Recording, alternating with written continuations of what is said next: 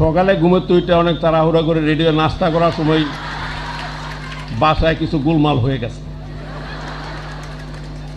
গোলমালের বিষয়টাও বলা তো মুশকিল।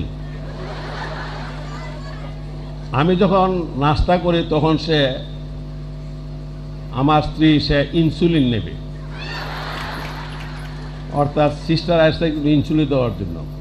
তা আমি বাইদি ভাই সিস্টারকে বললাম যে ইনসুলিনের দাম কত। পরে বলল যে একটা ইনসুলিন দিয়ে 2 দিন চলে, দাম হইল 900 টাকা। তো যাই হোক, এখন তো রাষ্ট্রপতি বা তার স্ত্রীকে সরকারিভাবে চিকিৎসা দেওয়া হয়। আমি যখন আমার এই পথ থাকতো না, আমি যখন চলে যাব তখন তাহলে এই রোজ 450 টাকার ইনসুলিন, আরও তো অনেক ওষুধ বিষুধ আছেই, দেখা যায় যে হিসাব করলে প্রায় 1000 টাকা রোজ ওই ওষুধের আর ইনসুলিন আছে।